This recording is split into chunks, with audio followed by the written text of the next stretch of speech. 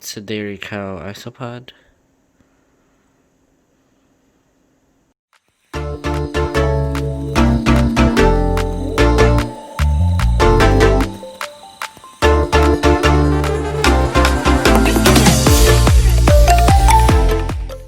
Hey guys, so today I'm gonna be doing the other half of my collection tour. Last video I did the first half, which is this right here, and today we're gonna be doing all of them, including my feeders, reptiles, scorpions, tarantulas, and yeah. But before that, I'll be doing a quick rehouse on one of my scorpions. So I picked up a cool acrylic enclosure from Herb Cult on Amazon, which has like a magnetic seal on it, which is nice. And I'm gonna be rehousing this H. hotenta. Yeah. So let's do some quick B-roll.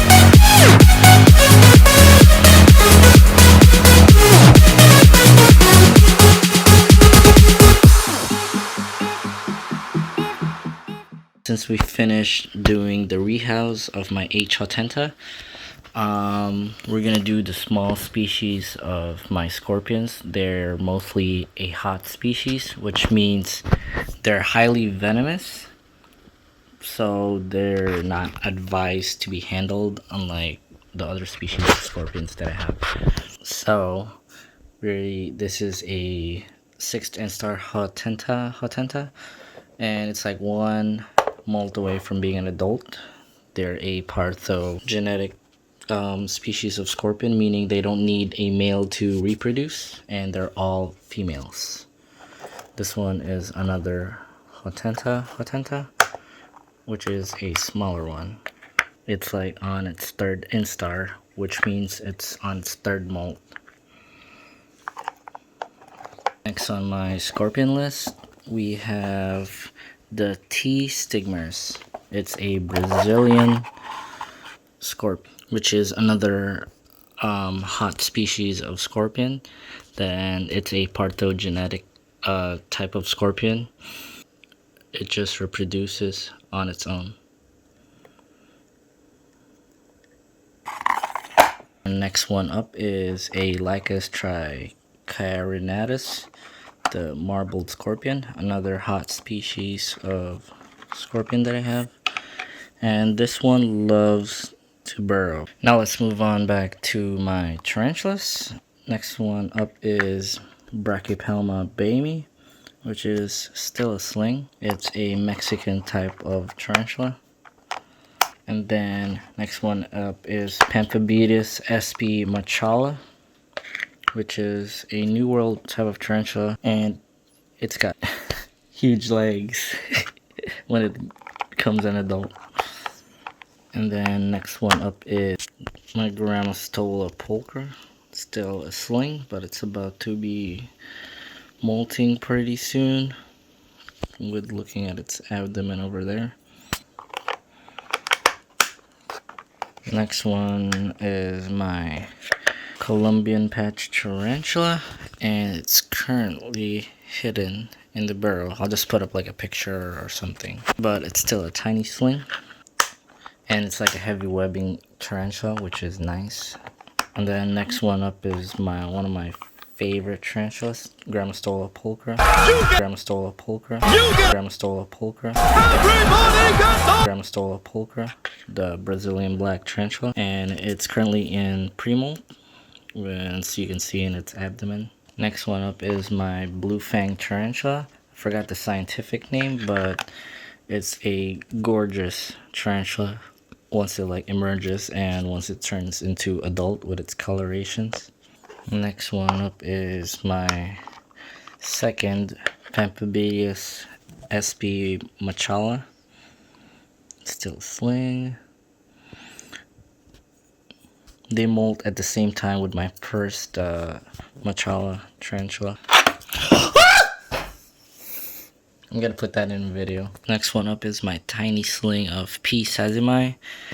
It's still really tiny, but once it reaches an adult size, it's like the coolest, bluest tarantula you'll ever see. Next one we have the Pseudopelopus sp. blue. It's still a tiny sling on that corner over there. I have the Carabina versicolor. It's still a tiny sling, but once it emerges into an adult, the colorations on its molt and changes. Oh, next one up is Psalmopoeus cambridgei. It's kind of hiding over there. One of the jewels of my collection, Pterophalcinae sp. Panama, also known as the lava spider. Currently have like 3 of them. Next one up is the Arizona blonde, which is Aphonophelma chalcodes, one of the most docile and handleable best beginner tarantulas. And then my second Aphonopelma chalcodes. They're both sisters that came from the same egg sac, and yes, they're both females.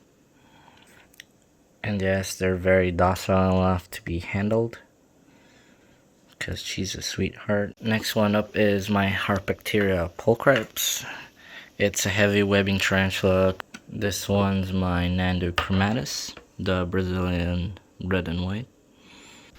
And this one's my third Chromatopelma cyanopubescens green bottle blue tarantula. Next one up is my Brachypelma hamori, a Mexican species of tarantula. Next one up is Chilobrachys fimbriatus, my pet hole Indian violet tarantula. Next one up is my Avicularia, my pink toe tarantula, also known as twinkle toes. And last but not least, for my female Pterophosis thermi, Burgundy Goliath bird eater, this nice enclosure.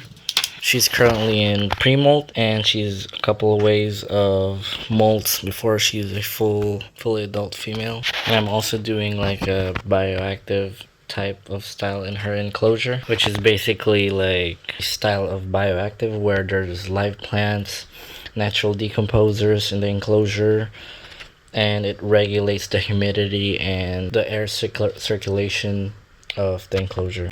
Next one up is my male Asian forest scorpion. Next one up is my female Asian forest scorpion. Paired her with my male Asian forest scorpion. This is my Pac-Man frog. His name is Pickles, and he just dumped a huge turd, sadly. I've had him for like a month, and I did like a bioactive enclosure. I did some live plants, pothos plants, and fern. And yeah, just try to keep it moist, room temperature. Next up is my dairy cows. My dairy cows isopods. They're really adorable. They're natural decomposers of the environment.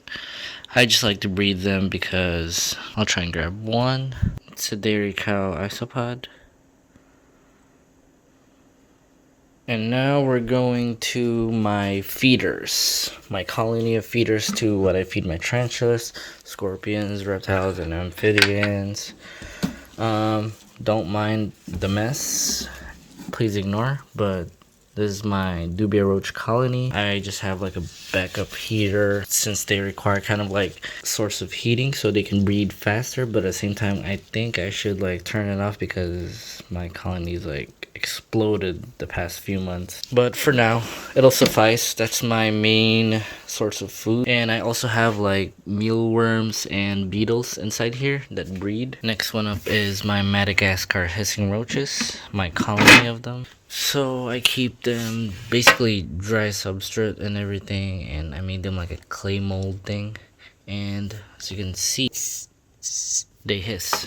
they're basically like, some people treats them as pets or whatever they do, but usually I feed them off to my Goliath bird eater, since they're the only ones who are basically capable at the moment in eating them and taking them down, because they require great strength to be like fed off as feeders. Next one up is my small colony of red runners.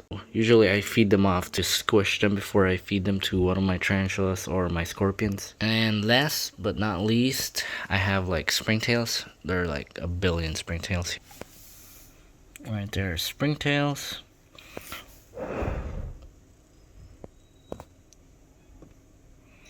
And I have dwarf white isopods here. Really small isopods, but I use them for my bioactive or like high humidity tarantulas. They're like really small.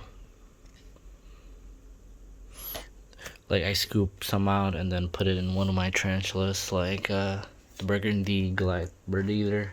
That requires like high humidity, so like mold and like mushrooms don't grow out of the soil out of nowhere. Alright, thank you guys for watching the video till the very end.